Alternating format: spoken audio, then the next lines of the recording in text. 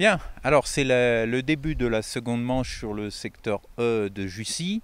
Alors on ne va pas se cacher qu'on est un peu déçu du résultat de la première manche de la part des Français et dans une moindre mesure également des Belges qui font 7 et 9. C'est un peu comme si les deux équipes s'étaient neutralisées, qu'ils avaient laissé le champ libre pour d'autres nations, et en particulier ceux que tu craignais, Jean-François, hier, les Anglais qui sont en fait première égalité avec les Finlandais, la grande surprise de la première journée, et juste derrière les Italiens de Kolmik qui sont toujours là. Oui, alors on est très déçus évidemment pour les Français et pour les Belges. Les Anglais, c'est pas une surprise, ils s'adaptent partout. En plus, ils font le résultat, hein, pour ceux qui ont été voir les résultats hier soir qu'on a mis en ligne, les premiers, on était les seuls à les mettre en ligne. Les Anglais, ils sont réguliers, je crois qu'ils font 6-6, 7-7 et un autre encore qui est mieux, 2 je crois. Hein. Les Italiens, ils ont un 17e, c'est la vedette de l'équipe, Jacopo Falsini, qui fait une contre-performance, qui fait 17, sans les autres, ils sont très très bien. Je pense que, je ne sais pas ce que vont faire nos compatriotes, hein. J'espère qu'ils vont mieux faire, parce qu'hier ils ont été, on va dire, pas très bien placés peut-être, mais ils n'ont pas surperformé sur leur place. Et voilà, ça a été le gros problème, c'est qu'on n'a pas réussi à faire un très bon résultat, une place moyenne, voire une place mauvaise, alors que les Finlandais, hein, mais surtout les Anglais et les Italiens, ont réussi de très belles performances à des places pas forcément faciles. Alors, on peut voir qu'il y a quand même deux stratégies. Il y a eu deux stratégies. Il y a les pêcheurs anglais, italiens, français, belges qui ont cherché le nombre. Ils ont tous entre 450 et 600 poissons pour les Anglais. Alors que les Finlandais, mais également les Autrichiens ou les Ukrainiens ont pêché la brème. Et ils ont tous 200, 250 poissons. Donc il y avait vraiment deux stratégies différentes. Alors est-ce qu'aujourd'hui les Français feraient mieux de pêcher plutôt la brème et tenter le tout pour essayer de remonter? Parce que finalement ils sont à une douzaine de points du podium, ce qui n'est pas énorme, mais c'est quand même important. Il va falloir remonter et c'est pas dit que devant les Ukrainiens, les Finlandais s'écroulent. D'autant qu'on en parlait tous les deux hier soir, on néglige un peu, on dit des petites équipes, mais par exemple les Finnois qui pêchent dans l'équipe, là, ils viennent pas de Finlande, enfin ils vivent pas en Finlande toute l'année, hein. Ils pêchent en Angleterre, en Belgique, ils participent aux meilleurs concours, donc c'est des gens qui sont quand même aguerris à ces trucs. Et aujourd'hui, les conditions météorologiques ne sont pas les mêmes. Tout le monde, je pense, va prendre un flotteur plus gros. Enfin, je pense, hein, on est dans le secteur E, là. Il y a Scott Horn, je vois bien, un expert quand même. Il a du mal à tenir sa ligne, hein. Je pense qu'il va vite passer à une ligne plus lourde. Oui, la pêche des petits poissons va être paradoxalement presque plus difficile aujourd'hui à cause du vent. Donc, est-ce que les Français vont encore une fois prendre le risque de pêcher lourd à 13 mètres avec un gros flotteur et deux vers de vase qui traînent sur le fond pour essayer de prendre des brèmes et remonter leur retard? C'est la question principale, hein. Bon, on va voir ça au cours de la manche, mais j'espère aussi qu'ils vont avoir adapté un peu leur façon d'amorcer, parce que si on regarde les Anglais et les Italiens, ils ont tous les deux utilisé des amorces très sombres, plutôt collantes, terre de rivière, alors que les Français, hier, ont fait des tapis de terre de Somme, une technique qui marche très bien en canal, mais qui a tendance à attirer quand même des plus petits gardons. Oui, mais on a quand même deux Français sur Cajaillan qui ont très très bien pêché les brèmes, hein. Oui. Teddy Lescure et puis Stéphane Lindé. Il a gagné d'ailleurs, il a explosé tout le monde, hein. Lui, il a fait 12 000 et le suivant, je crois, à 7 000. Hein. Donc c'est quand même assez particulier. Et il y a ce secteur police qui est très dur. Et il faut être bien placé. Je pense que la place compte quand même. Oui, hier, Pierre-Louis Renaud était dans le milieu et malheureusement, c'était les ailes. Donc, on ira voir ça tout à l'heure. Pour l'instant, on va aller voir le secteur E. Et c'est Teddy Lescure qui, comme tu l'as dit, a fait deuxième hier. On va voir tout de suite ce qu'il a fait. Numéro 9 avec Scott Horn au 12. C'est un match, ils ne sont pas très loin quand même. Hein. Oui. Ça va être un beau match. Allez, allons voir ça tout de suite.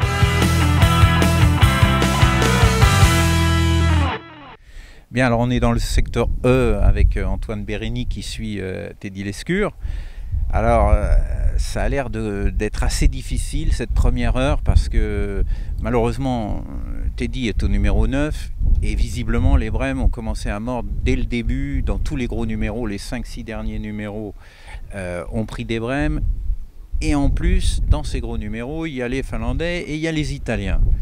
Alors, quel va être le choix tactique? Est-ce qu'on tente quand même le tout pour la Brème? Bah, le choix va être simple. La première heure, on a pêché les gardons, on a vu que ça payait pas tellement. Comme tu l'as dit, les Brèmes rentrent dans les gros numéros. Donc maintenant, il faut y aller, il faut pêcher les Brèmes, prendre des risques, on n'a plus rien à perdre. Et espérer que ça rentre. Il reste 3 heures de pêche, on va espérer que ça rentre. Et puis voilà. Alors pour que ça rentre, est-ce qu'il va essayer de mettre plus de coupelles ou alors peut-être plus d'èches, des casters, des vers coupés à la coupelle, insister quoi. Ouais, on va augmenter la cadence de coupelle avec de la grosse terre, avec des vers coupés, des vers de vase dans l'amorce et des casters dans la grosse terre. Donc voilà, et augmenter surtout la cadence de coupelle pour essayer de faire rentrer ces poissons, pour essayer de bien finir. Puis essayer peut-être de pêcher lourd parce qu'en plus on a beaucoup de vent. J'ai vu tout à l'heure qu'un Italien et un gars de San Marin avaient même pris des brèmes avec des tout petits flotteurs plats, vraiment en bloquant la ligne. Donc en fait la solution quoi, pêcher lourd, caler sur le fond et puis attendre que les brèmes veuillent bien rentrer. Ouais voilà, comme tu l'as dit, c'est simple, ça va être des lignes entre 3 et 5 grammes mais calées avec 20-30 de traîne et essayer de prendre ces poissons, des brèmes, des plaquettes et puis... Croisons les doigts parce qu'il y a 12 points de retard pour le podium, c'est remontable. C'est remontable, il reste 3 heures de pêche, c'est loin d'être fini et on n'a pas dit notre dernier mot. C'est bien, allez courage, à tout à l'heure. Merci.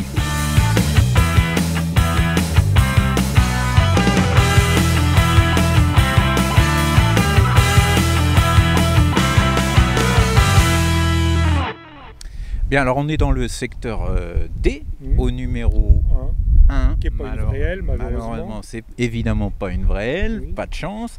Derrière Pierre-Louis Renaud avec Thierry Moulinet qui est son coach. Donc je l'ai vu tout à l'heure, il pêchait un peu la bordure, mais là il vient de passer à l'anglaise. Ouais. En fin de compte, au départ, on a pêché à 4 mètres. Le but c'était de pêcher à 4 mètres. Bon, puis il n'y a pas de cadence de touche, donc il naviguait entre 4 et 7 mètres. Mais il n'y a pas de rythme de touche, il y a des loupés, ça va pas. Donc à un moment, on a décidé de pêcher à la blette. Bon, c'est pareil, la blette, on la tient pas, parce que dans des conditions comme celle-là, il faut pêcher léger, peu profonde. Il loupe, il fait un poisson sur 6 touches.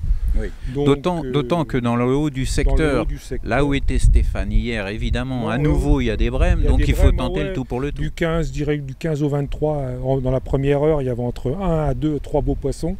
Donc on s'est dit que vu sa position entre 12 et 15, là il part à l'anglaise et puis c'est tout, on tente le tout pour le tout. Hein. Oui, c'est un peu la même situation finalement que dans le secteur E où Teddy Lescure n'est pas dans les brèmes, mais il faut tenter le tout pour le tout. Oui, c'est exact, oui, comme ça fait comme Stéphane Linder là, qui est mal aussi, qui est pas bien parce que il a l'aile, il a le A24 dans le jambouin. Et malheureusement... Et si on avait eu le 24 ici et là-bas, ça aurait été mieux. Mais avec des scies... Oui, avec des scies, on est tous champions. Hein. Et puis on sait bien qu'à la pêche, le tirage au sort, ça influence. Ça fait partie, c'est tout. Là. Bon, écoute, on va suivre un petit peu sa pêche à l'anglaise. Donc il pêche au Wagler coulissant, évidemment. Donc là, à mon avis, très lourd. C'est un petit peu plus lourd. Je pense qu'il doit être au moins 8 ou 10 grammes. Là. 8 ou 10 grammes, d'accord. Que logiquement, la pêche en entraînement qu'on avait vu, ça se passait en 6 grammes. D'accord, écoute, on va suivre ça et puis bouché, il avait fait le tas là-bas, donc verre coupé, caster, chose qui tient bien la route, avec du fouillis un peu. On croise les doigts et puis... En tout cas, c'est un spécialiste du moulinet, donc s'il y a des brèmes dans le coin, il devrait pouvoir les prendre. Il devrait pouvoir les prendre. Hein. Il a été champion de France moulinet aussi, lui. C'est vrai. Écoute, croisons les doigts et à tout à l'heure. Merci.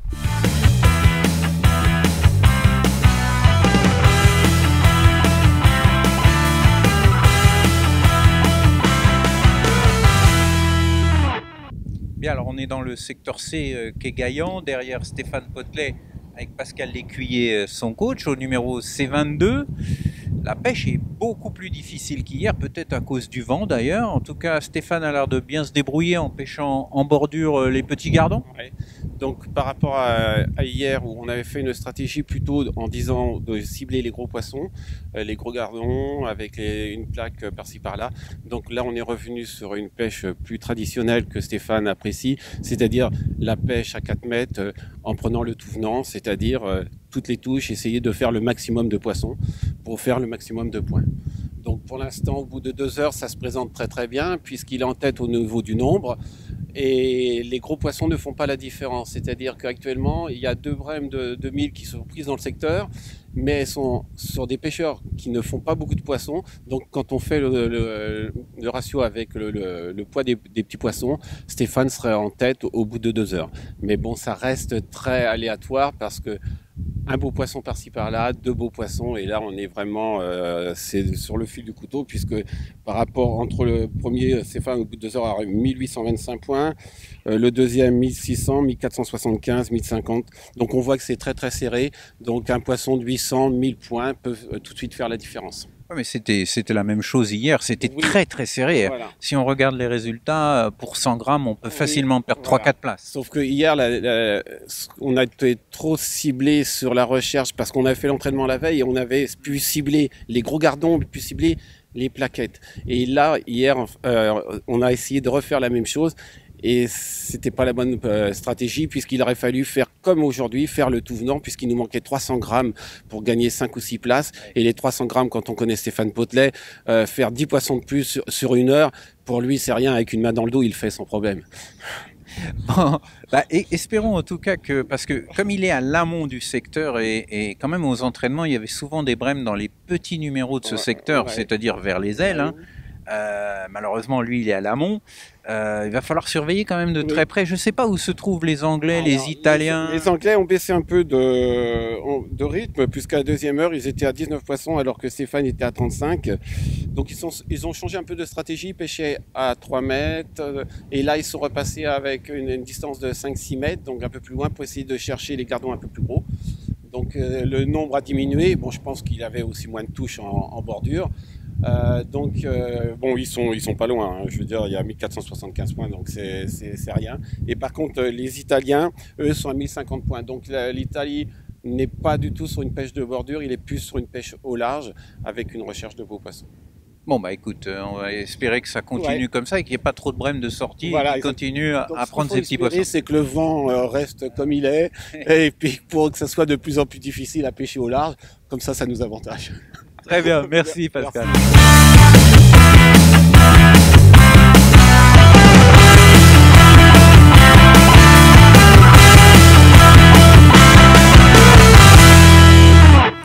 Alors on est dans le secteur B au numéro 6, derrière Paul-Louis Lafont. Je suis avec Jimmy Martin qui est son coach. Bon, normalement ce secteur c'est des pêches de petits poissons, mais il semblerait que là on arrive dans la dernière heure et demie et les brèmes commencent à se réveiller. Tout à fait, ils commencent à se prendre des plaquettes sur les 3 numéros de chaque côté des ailes. Donc des plaquettes entre 200 et 400, dont une là qui fait entre 800 et 1000. Donc ça change toute la donne pour l'instant. Mais il était plutôt bien parti sur la pêche de petits poissons, il était bien classé jusqu'à maintenant. On était en tête ou 2e pendant 2 heures comme hier encore. Et là, il va falloir prendre des plaquettes à un moment donné, quoi. Bah, je l'ai vu tout à l'heure, là, il a remis une coupelle. J'imagine qu'il va charger un petit peu en fouillis, caster, voire vers coupé pour essayer de faire la différence. De toute façon, les Français ont une 12aine de points de retard, il faut remonter. Donc il va falloir prendre des brèmes. Oui, effectivement, mais bon, c'est pas vraiment les bonnes places à prendre des brèmes, donc avant tout limiter. Puis si on a de la chance, en prendre une ou deux pour compléter la bourriche. On l'a dit aussi à Quai-Gaillan, le tirage au sort des Français aujourd'hui est quand même pas très favorable. Il semblerait qu'on ait les petits numéros là où il faudrait les gros, et les gros là où il faudrait les petits. Oui, effectivement, mais on a quand même 2 ailes dans le tirage, c'est quand même énorme. Oui. Voilà, après c'est à nous de gérer la pêche, quoi. Bon, c'est difficile parce que dans un canal, quand c'est étroit comme ça, les poissons bougent quand même très lentement. Si le pêcheur sait rappeler au bon moment, il peut fixer les brèmes et il y a peu de chances qu'elles bougent vraiment du coup. Effectivement, c'est pas très large, donc pour les faire monter, c'est pas vraiment facile. Les ailes dominent toujours quand dans les canaux comme ça. Alors justement, il y a un Belge, je crois, au numéro 2 de Skeppers. Est-ce que tu sais ce que ça donne pour les Anglais, les Italiens, voire les Finlandais, la surprise d'hier? On a le Finlandais à droite, c'est pas très bien. Les Anglais, d'après ce que j'ai entendu, c'est pas très mauvais, et les Italiens non plus. L'Italien vient de prendre 2 plaquettes, Jacopo Fascini. Et comme tu disais, de toute façon, là, dans ce secteur, ça va jouer dans la dernière heure à prendre une brème ou deux, et selon la taille, parce qu'effectivement, là, il y en a une de plus de 800 grammes, ça fait un bond immédiat au classement. Parce que c'est des pêches à combien jusqu'à maintenant, là? où il y avait des pêches jusqu'à 1500, 1600 de gardons, je pense. Mais là, avec une brème de 800, il n'avait pas grand-chose, il n'y avait que seulement 30 gardons. Hein.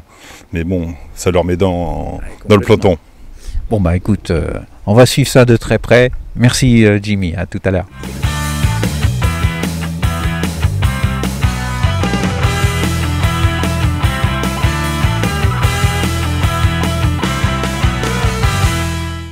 Bien, alors on est dans le secteur Jambouin, au numéro A24 derrière Stéphane Linder, ça veut dire une aile.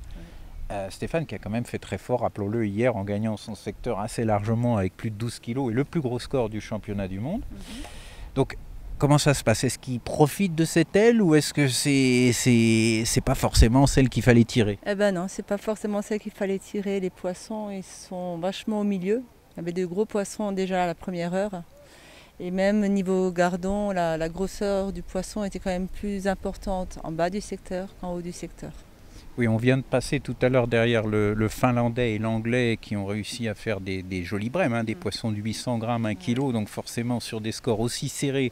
Parce que rappelons-le, hier, ici, pour 200 grammes, on perdait 4, 5, 6 places, hein, ça allait très vite.